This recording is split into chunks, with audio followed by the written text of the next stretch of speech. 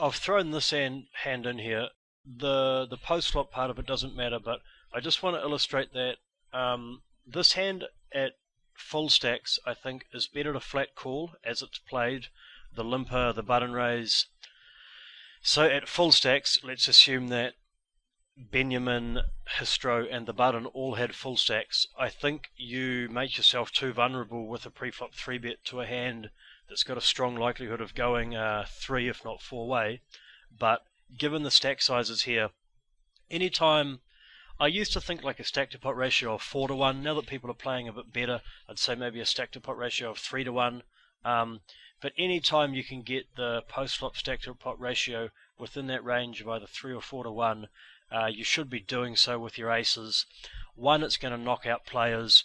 2, it's just going to mean that that you can bet call liberally. You know, sometimes he's going to have you beat, sometimes he's going to outdraw you, but plenty of the time you're getting it in with the right equity post flop, and you most certainly know that you're getting it in with the right equity pre-flop, and it just makes your life easier rather than really tough decisions post flop, not knowing where you stand. So yeah, we go ahead and flop that. We've got a stack to pot ratio of about 1.5. Good example, you know, if he's got a hand like he'd probably still call that, but the hand I was going to go with is like 8 Jack King Queen. If you can bet, but like that'd have a gutter. If he could somehow have a pair and like, say if we give him an ace in his hand, if he's got like Ace King 10 8 double suited, and he's got no backdoor flush draws, and we could fold him off an 8 with 2 live side cards. Let's run the equity on that.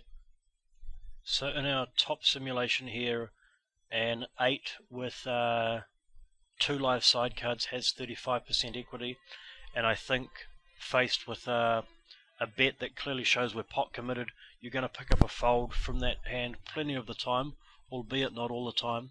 So our pot odds that we're facing are going to be 424 times 2 plus the pot. So we're looking at calling off 424, including a C-bet which has some fold equity, 424 into 1178. So we're going to need 36% equity to put in our entire, his entire stack of 424, but when we factor in some fold equity of say like 25-30% of the time, he's going to fold a hand with some equity, and like we can't go check calling this hand.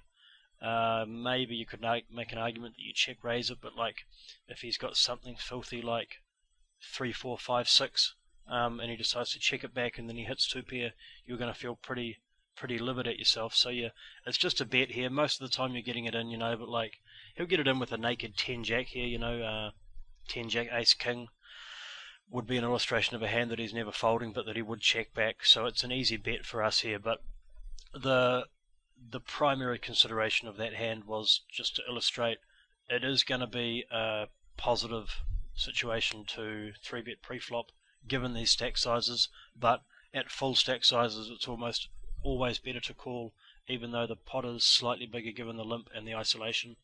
And I've just gone ahead and bet full pot to show him that I'm not folding. Probably sizing makes minimal, perhaps no difference there.